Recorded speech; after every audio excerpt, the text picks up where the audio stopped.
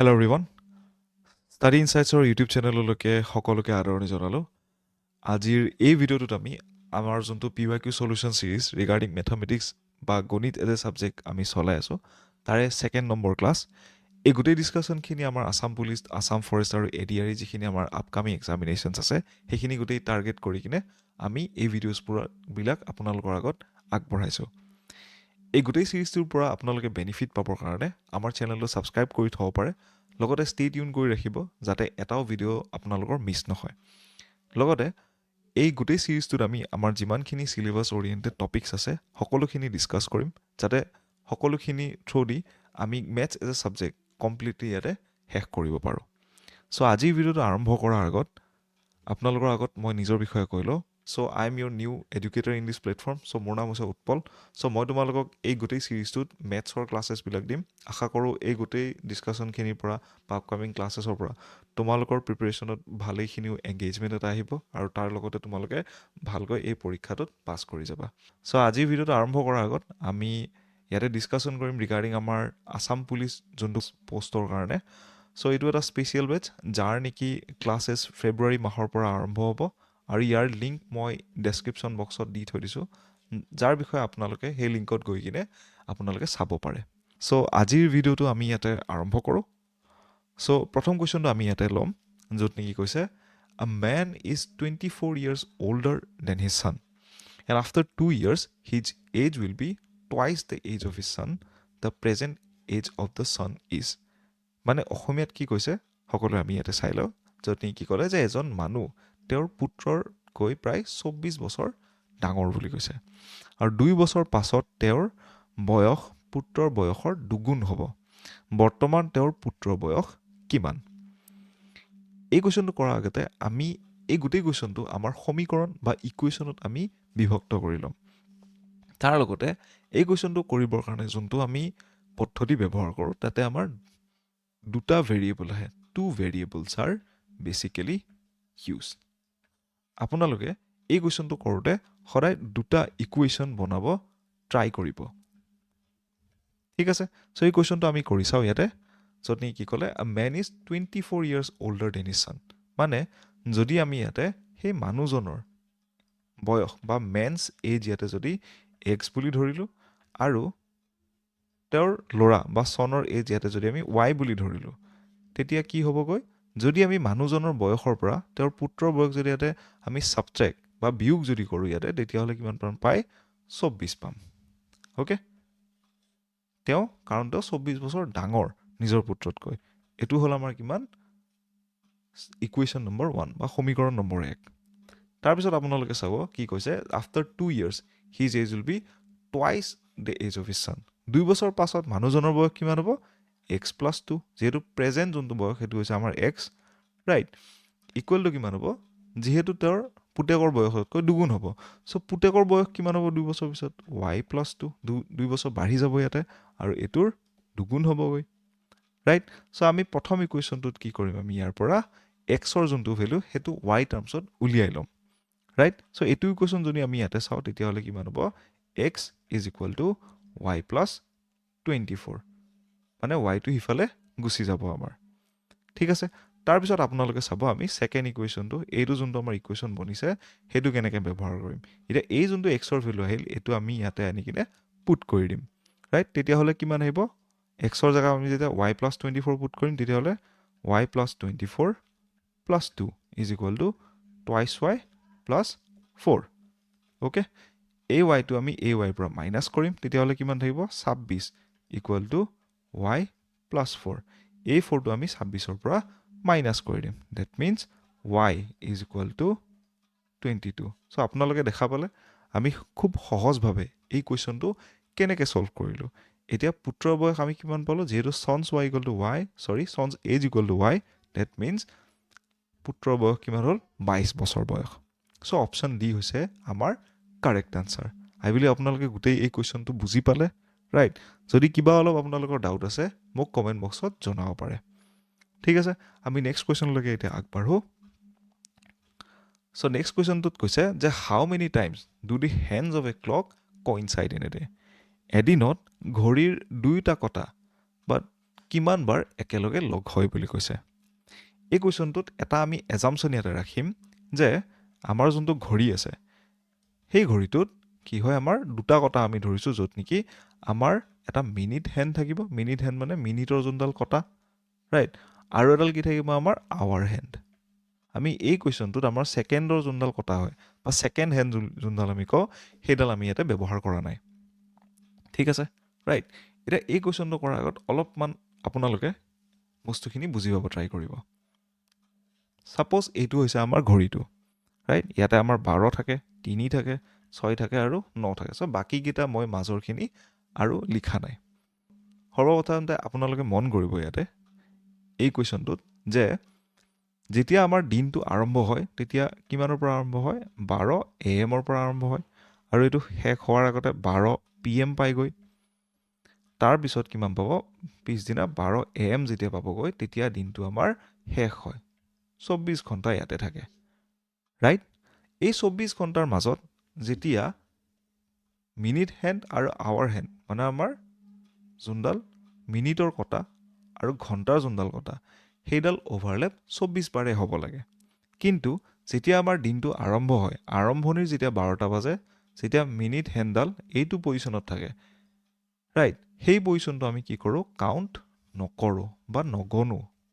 okay similarly আমি যেতিয়া সেই দিনটো যেতিয়া পিছদিনা 12টা AM যেতিয়া শেষ হয় ইয়াৰো যোনটো পজিশ্যন খুব এনেকুৱাকৈ যোনটো থাকে সেইটো আমি কি কৰোঁ কাউণ্ট নকৰোঁ অ'কে চ' আপোনালোকে এটা বস্তু চাব ইয়াতে যেতিয়া আমি এই 24 ঘণ্টাৰ ভিতৰত দুটা পজিশ্যন যেতিয়া ইয়াতে কাউণ্ট নকৰিম তেতিয়া কি হ'ব 24ৰ পৰা আমি 2 ইয়াতে মাইনাছ কৰিম তাৰপিছত এনচাৰ কিমান হ'ব 22 চ' ইয়াৰে কাৰেক্ট এনচাৰ কি হ'ব 22 বা 22 বাৰ টোটেল এক দিনৰ ভিতৰত এই গোটেই আমাৰ মিনিট হেণ্ড আৰু আৱাৰ হেণ্ডডাল ইয়াতে আপোনালোকৰ কোইনচাইড কৰিব ৰাইট চ' এই কুৱেশ্যনটো আমি বেলেগ এটা পদ্ধতিৰেও কৰিব পাৰোঁ আপোনালোকে চাব ইয়াতে এই কুৱেশ্যনটো কৰোঁতে আমি কি ব্যৱহাৰ কৰোঁ অলপমান যদি আমি ঘড়ীটো অলপ ডাঙৰকৈ আকৌ তেতিয়া এটা বস্তু আপোনালোকে গম পাব যেতিয়া আমাৰ 12টা আৰু 1টা ছাপ'জ এই 12টা বাজিলে আমাৰ কটাডাল প্ৰায় এনেকৈ থাকে আৰু যেতিয়া এই 12 বাজি মিনিটৰ কটাডাল যে ঘূৰি আৱাৰৰ কটাডাল ঘূৰি যেতিয়া ইয়াতে 1 পাবগৈ প্ৰায় ইয়াতে 60 মিনিট আৰু 5 মিনিট ৰাইট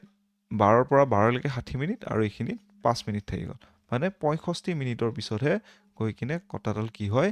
ইয়াতে বেলেগ এটা পজিশ্যন পাইগৈ তাৰ মাজত ইয়াতে এবাৰ কোইনচাইড হৈ যায় ডেট মিনছ কি আমাৰ 65 মিনিটৰ মূৰে এই দুডাল কটা কি হয় ইয়াতে কোইনচাইড হয় মানে অভাৰলেপ হয়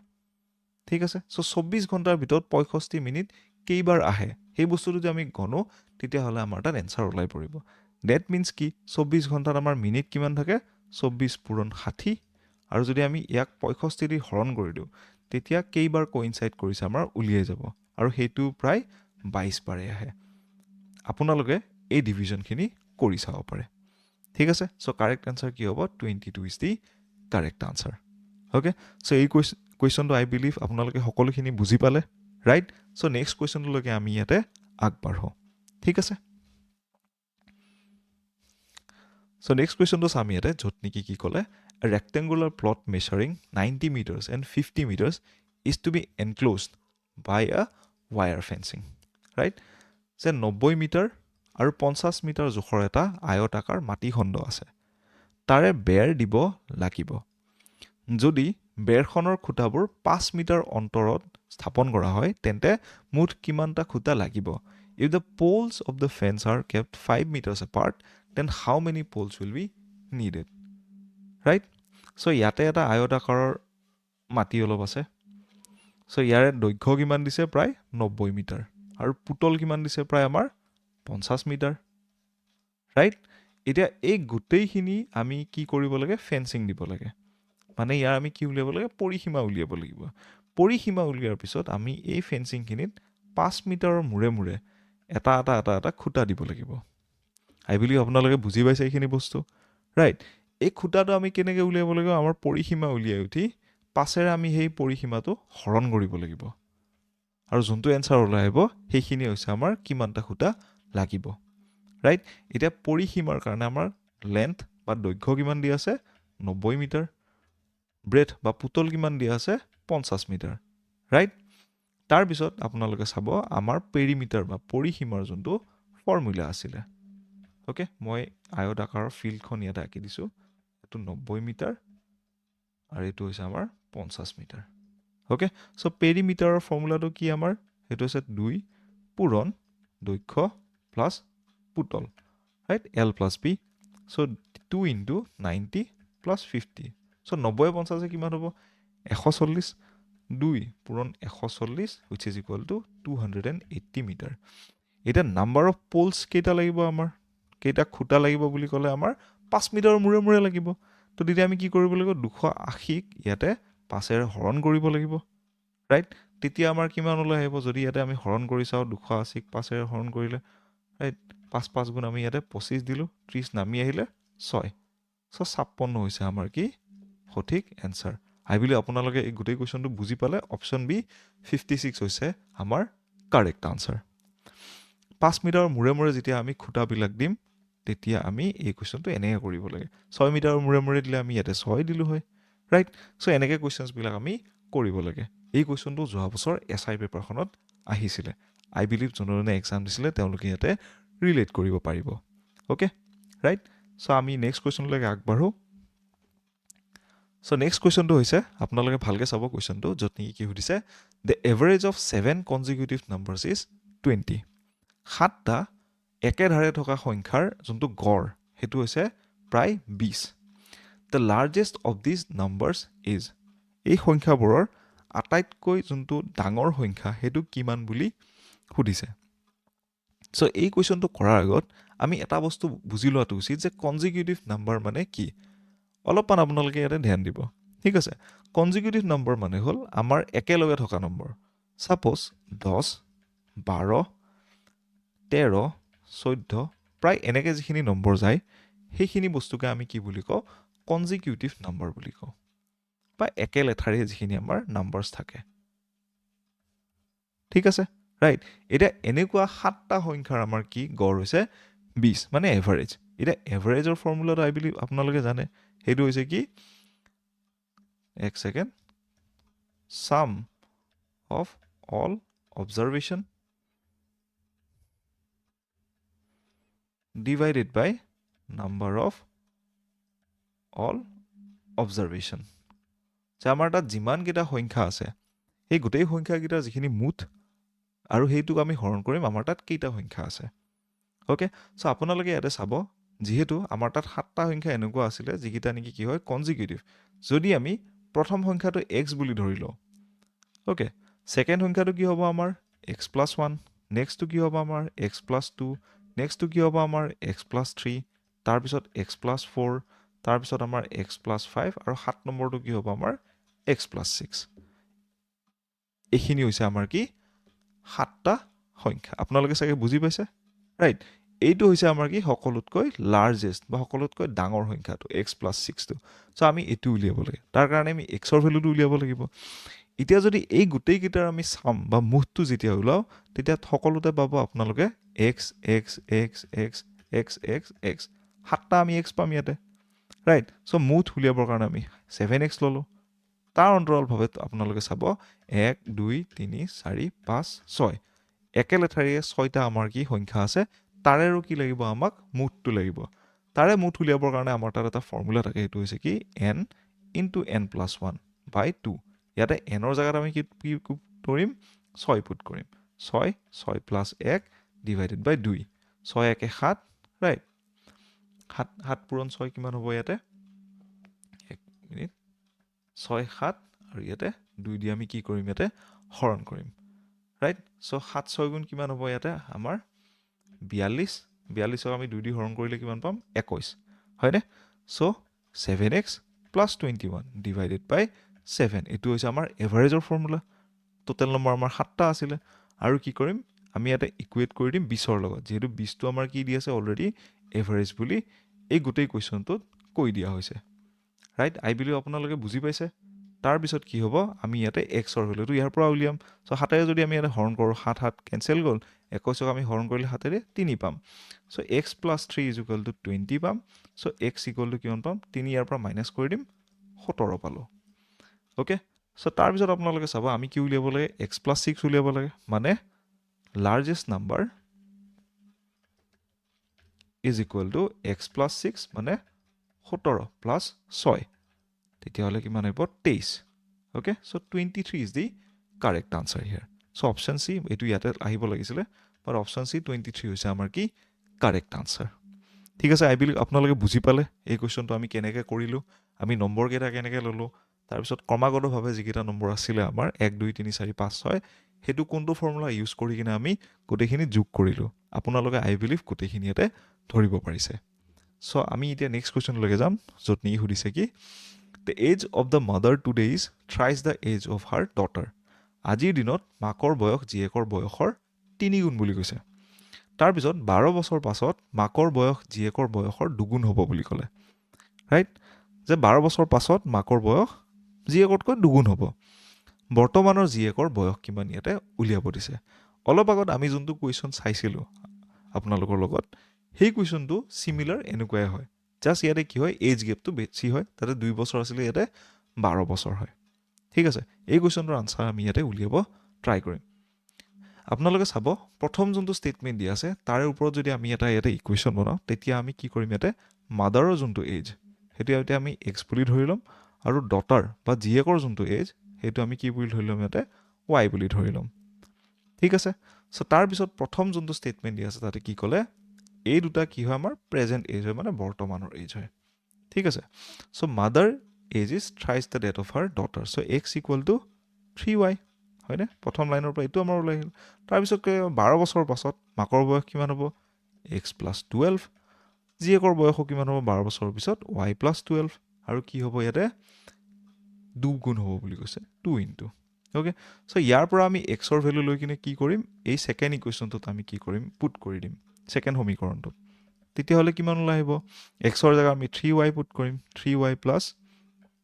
12 আৰু ইয়াতে 2y + 24 দুই দি দুটা হৰণ হৈ যাব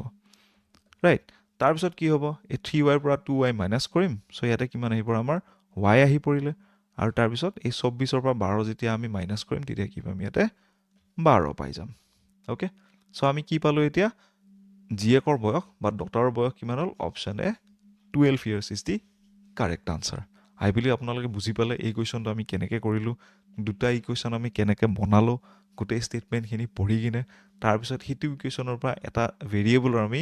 ভেলু এটা আনি এইটো ইকুৱেশ্যনত পুট কৰি কিনে কেনেকৈ এই গোটেই আনচাৰ্ছখিনি উলিয়ালোঁ অ'কে চ' আমি নেক্সট কুৱেশ্যনলৈকে যাওঁ এতিয়া চ' নেক্সট কুৱেশ্যনটোত কৈছে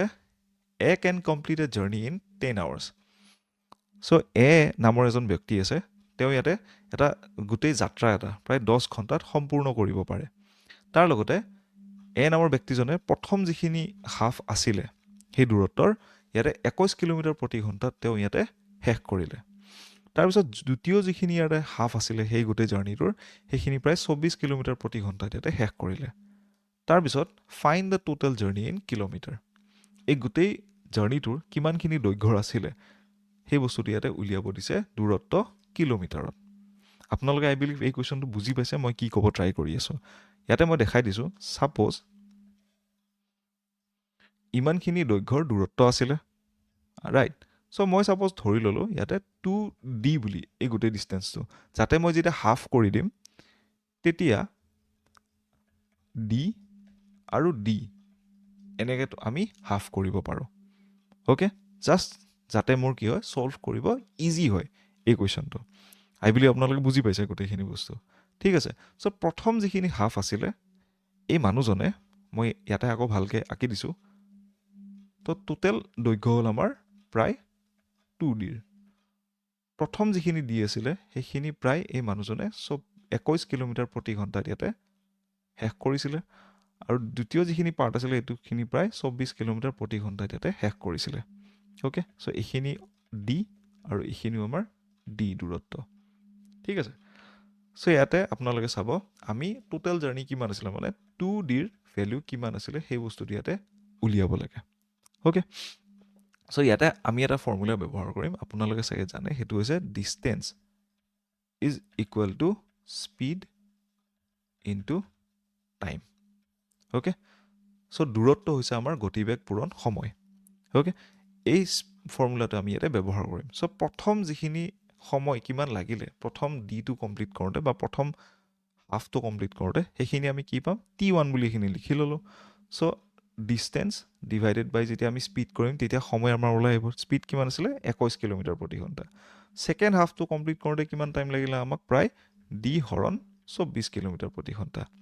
ঠিক আছে এতিয়া আমাৰ টোটেল টাইম কিমান দিয়া আছিলে টোটেল টাইম মানে suppose T1 plus T2 which is equal to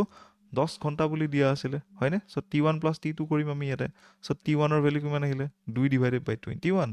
okay so D divided by 24 which is equal to 10 বুলি কৈছে ৰাইট সো আমি ইয়াতে কি কৰিম 3 ইয়াতে কমন লম ৰাইট সো D হৰণ 7 আৰু D হৰণ 8 which is equal to 10 তিনিটো হিফালে গুচি গ'লে কি হ'ব আমাৰ 30 হৈ যাব সো তাৰ আগতে আমি কি কৰিম LCM টো উলাই লম 7 আৰু 8 ৰ LCM কিমান হ'ব প্ৰায় 56 7 8 গুণ 56 ৰাইট তেতিয়া হলে আমি 8 ৰে এটো পূৰণ কৰিম 7 ৰে এটো পূৰণ কৰিম সো ইয়াতে আমাৰ কি হ'ল 8D plus 7D divided by 56 which is equal to 30 okay 8 7 কিমান আহিলে আমাৰ 15D by 56 which is equal to 30 so 30 আমি 15 ৰে হৰণ কৰিম এটো 2 আহি গ'ল সো D ৰ ভ্যালু কিমান আহিলে প্ৰায় আমাৰ 112 56 পূৰণ 2 হেতু ইফালে গুচি গ'ল ওকে আপোনালোকে চাগে বুজি পাইছে মই কেনেকৈ কৰি আছো এতিয়া আমাৰ টোটেল যোনটো ডিসটেন্স বা দূৰত্ব যোনটো আছিল হেতুৰ ভ্যালু হ'ল 2D মানে আমি 112 পূৰণ যেতিয়া 2 কৰিম তেতিয়া আমাৰ টোটেল দূৰত্বটো আমাৰ তা ওলাই আহিব কিমান 224 কিলোমিটাৰ ওকে আপোনালোকে চাগে বুজি পালে মই কি কৰিব ট্ৰাই কৰিছো বা কেনেকৈ কোৱেশ্চনটো কৰিলো এটা আপোনালোকক বুজাই আছো কাৰণে ভালেখিনি সময় লাগি আছে যেতিয়া আমি ভালেখিনিও কোৱেশ্চন প্ৰেক্টিস কৰি কিনে যাম ইজিলি এক্সাম হলত প্ৰায় 1 মিনিটৰ ভিতৰত এই কোৱেশ্চনখিনি আমি কৰি দিব পাৰো ঠিক আছে সো ইয়াৰ কাৰেক্ট আনসাৰ কি হ'ব অপচন বি 224 কিলোমিটাৰ বা 224 কিলোমিটাৰ ঠিক আছে সো আমি নেক্সট কোৱেশ্চনটো চাও এতিয়া ৰাইট সো নেক্সট কোৱেশ্চনটো সুধিছে if 75% of a number is added to 75 then the result is the number itself then the number is যদি আমি এটা সংখ্যাৰ 75% আৰু 75 তাৰ লগত আমি যোগ কৰো তেতিয়া ফলাফলটোত আমি সেই সংখ্যাটোকে পাওঁ সেই সংখ্যাটো কিমান হ'ব বুলি সুধিছে that means তোমালোকে চাবা যদি সাপোজ মই y বুলি এটা সংখ্যা ললো আৰু তাৰ 75% লগত এটা পূৰণ কৰিলো আৰু তাৰ লগত 75 ৰে যোগ কৰিলো তেতিয়া আমি সেই y সংখ্যাটোকে পাই আছো ওকে সো অলপমান আপোনালোকে এটা মন কৰিব এই কোৱেশ্চনটো কৰোতে সো লেটস সাপোজ মই ধৰি ললো সেই সংখ্যাটো the number is x বুলি কিনে ঠিক আছে এটো এটা ভেৰিয়েবল সো ইয়াতে কি কৈছে যে আমি যদি 75% of x plus আকৌ 75 তাৰ লগত যোগ দিছো তেতিয়া আমি আকৌ x এ পাই আছো we are getting the same number itself মানে x কে আকৌ পাই আছো that means কি হ'ব 75% of x মানে কি 75 by 100 of x plus multiplied by x okay plus 75 which is equal to x 75 by 100 of x মানে কি 0.75 of x plus 75 which is equal to x so x ৰ পৰা যদি 0.75 x আমি ইয়াতে মাইনাস কৰো তেতিয়া আমি কিমান পাম ইয়াতে পাই 0.25 পাম ৰাইট 100 ভাগৰ পৰা যেতিয়া আমি 75 ভাগ যেতিয়া ইয়াতে বিয়োগ কৰিলো তেতিয়া 25 ভাগে ৰয় সেই বস্তুটোকে আমি কৰিছো ঠিক আছে which is equal to 75 so 25 by 100 is equal to x which is equal to 75 এটা 25 এৰে আমি হৰণ কৰিম এটা হল 3 এই 100 টো যদি ইফালে গৈছে তাৰ লগত মাল্টিপ্লাই হ'ব so x equal to 300 I believe আপোনালোকে বুজি পালে এই কোৱেশ্চনটো আমি কেনেকৈ কৰিলো ৰাইট সো সঠিক আনসাৰ কিমান হ'ব আমাৰ অপচন সি 300 বা 300 হৈছে আমাৰ যোনটো একচুৱেল নাম্বাৰ সেই নম্বৰটোৰ ভ্যালু হৈছে 300 ওকে সো আই বিলিভ আপোনালোকে এই কোৱেশ্চনটো বুজি পালে আমি কেনেকৈ কৰিলো ৰাইট ওকে সো আমি নেক্সট কোৱেশ্চনটো লৈকে যাও এতিয়া সো আমি নেক্সট কোৱেশ্চনটো লৈকে যাম যত নেকি সুধিছে কি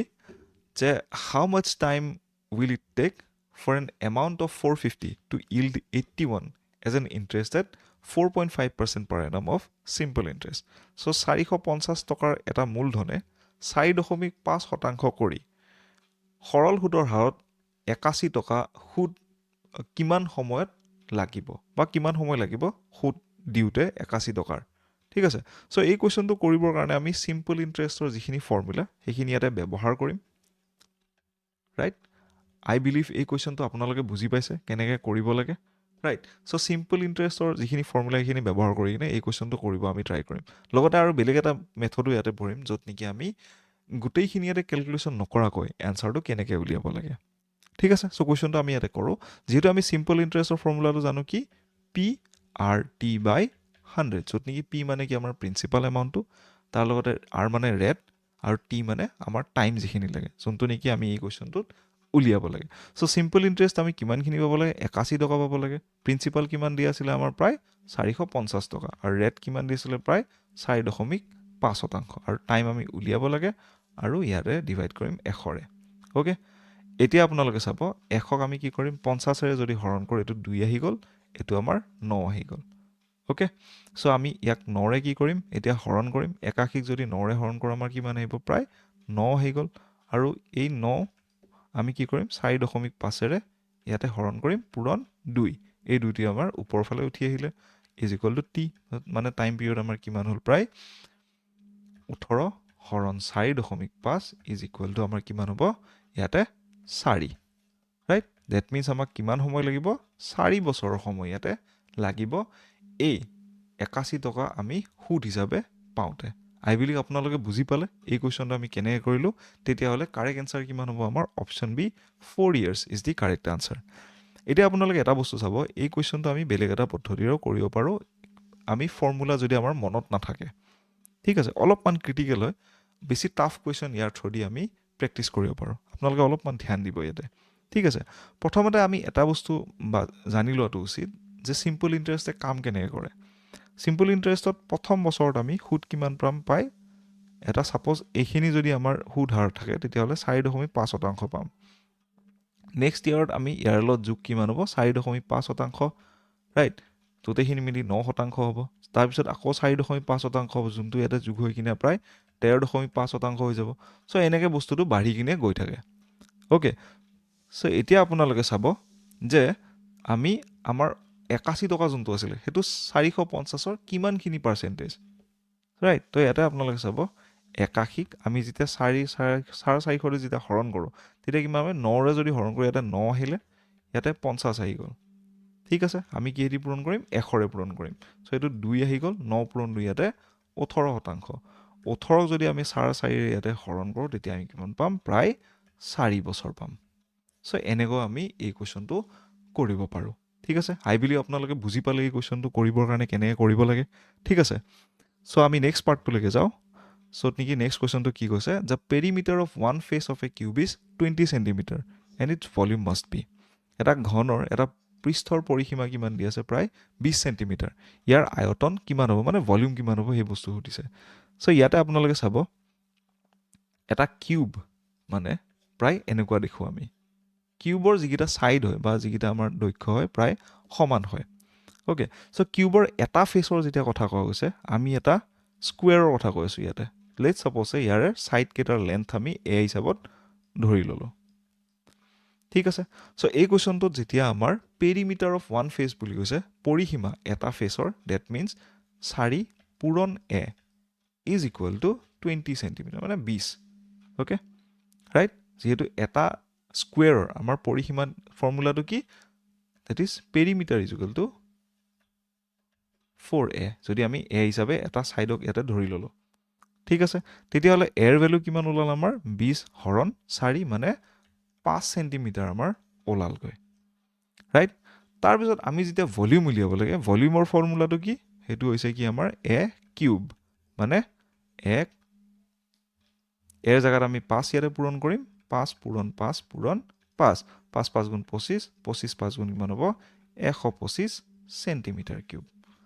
ওকে সো অপশ্যন এ হৈছে আমাৰ এই কুৱেশ্যনটোৰ কাৰেক্ট এনচাৰ আই বিলিভ আপোনালোকে বুজি পালে এই কুৱেশ্যনটো কেনেকৈ কৰিব লাগে ৰাইট আমাৰ ভলিউম কেনেকৈ উলিয়াওঁ আমাৰ এটা পেৰিমিটাৰৰ ফৰ্মুলাটো কি হয় ৰাইট আৰু তাৰ লগতে কিউবৰ এটা ফেচ মানে আমি কি বুজোঁ ঠিক আছে সো আমি নেক্সট কুৱেশ্যনলৈকে যাওঁ এতিয়া য'ত নেকি সুধিছে যে 999 ইনটু 99 ইনটু 9 ডিভাইডেড বাই 99 ডিভাইডেড বাই 3 চ' এইটো এটা কি হয় কাইণ্ড অফ চিম্প্লিফিকেশ্যনৰ এটা কুৱেশ্যন হয় ঠিক আছে ৰাইট এই কুৱেশ্যনটো কৰিবৰ কাৰণে আমি অলপমান ভালকে কনফিডেণ্টলি কুৱেশ্যনটো চোৱাটো বেছি উচিত ঠিক আছে চ' ইয়াতে যেতিয়া আপোনালোকে এই ডিভাইড চিম্বলটো যেতিয়া ইয়াতে দেখে তেতিয়া আমি এটা ফ্ৰেকশ্যন হিচাপত এই বস্তুখিনি পুট কৰাটো বেছি উচিত অলপমান ধ্যান দি চাব ইয়াতে যে আমি যেতিয়া ডিভাইডেড বাই 99 বুলি যেতিয়া কওঁ তেতিয়া আমি এই বস্তুটো এজ এ ফ্ৰেকশ্যন 1/99 হিচাপত পুট কৰিব পাৰোঁ ঠিক আছে অলপমান আমি এই কুৱেশ্যনটো আপোনালোকৰ আগত দাঙি ধৰিছোঁ ঠিক আছে চ' 999 ইনটু 99 ইনটু 9 পূৰণ ইয়াতে কিমান হ'ব 1/99 মানে ডিভাইড যিহেতু হৈ আছে ইনটু 1/9 ইনটু 1/3 মানে এই বস্তুটো আমি এনেকৈ পুট কৰিব পাৰোঁ 999 ইনটু 99 ইনটু 9 ডিভাইডেড বাই 99 ইনটু 9 ইনটু 3 এই গোটেইখিনি বস্তু তললৈকে গুচি আহিলে ফ্ৰেকশ্যনত এতিয়া 99 কাটা গ'ল 9 কাটা গ'ল আৰু 3ক আমি 999ৰে হৰণ কৰিলোঁ ইয়াতে কিমান ৰ'ল 3 মানে 333 হৈছে আমাৰ কাৰেক্ট আনচাৰ চ' অপশ্যন চি হ'ব এই কুৱেশ্যনটোৰ কাৰেক্ট আনচাৰ আই বিলিভ আপোনালোকে বুজি পালে এই কুৱেশ্যনটো কেনেকৈ কৰিব লাগে ৰাইট এই গোটেইখিনি বস্তু কৰিবৰ কাৰণে আপোনালোকে প্ৰেক্টিচ কৰিব লাগিব ভালেকেইটাও এনেকুৱা কুৱেশ্যন আৰু তাৰ লগতে উইথ কনফিডেঞ্চ আৰু ধৈৰ্য সহকাৰে এই কুৱেশ্যনটো কৰিব লাগিব ভয় নোখোৱাকৈ যিমানখিনিও আপোনালোকৰ আগত এই কুৱেশ্যনখিনি টাফকৈ বনাই নিদিয়ে কিয় ঠিক আছে thank you everyone have a very good day head